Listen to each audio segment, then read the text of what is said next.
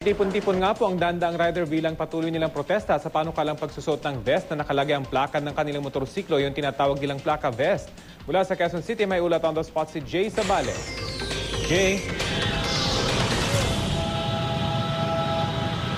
Rafi, mahigit 500 riders nga nagtipon-tipon kanina sa harap ng Quezon City Hall at kanina nagbigay sila ng sample ng kilos protesta na kanilang gagawin daw palagi hanggat hindi pa rin na pagbibigyan ng pagvito ng ordinansa.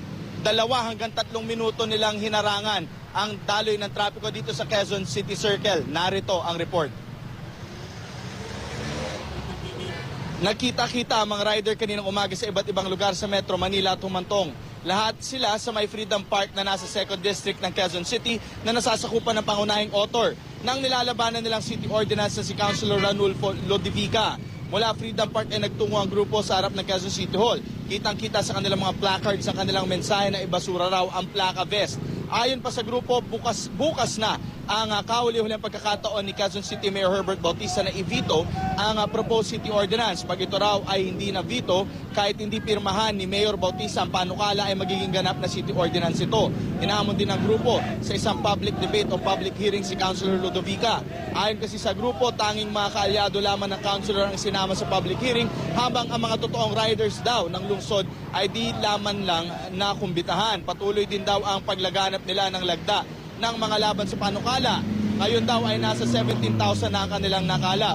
Ayon naman kay Ludovica, ito ang nakikita nilang paraan upang labanan ng tumataas sa bilang ng krimen sa lungsod, sangkot ang mga motorsiklo. Ayon pa nga kay City Administrator Aldrin Cunha, nasa 230 na krimen sangkot ang motorsiklo ang kanilang naitala mula January hanggang July. We will abide by the traffic rules and regulations. We just want the mayor to see how many people disagree. Pati kaya At dinagdag din ni City Administrator Cunha kanina, no, mali daw yung informasyon na nakuha nitong mga motorcycle riders. Sabi nila hindi pa natatransmit kay mismong Mayor Herbert Bautista itong proposed na panukala nga or city ordinance.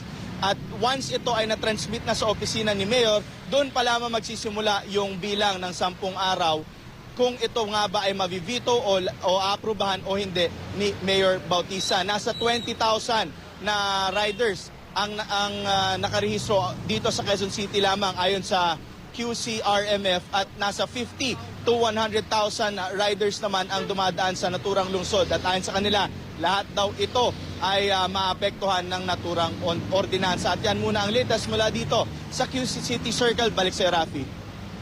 Maraming salamat, Jay Sabales.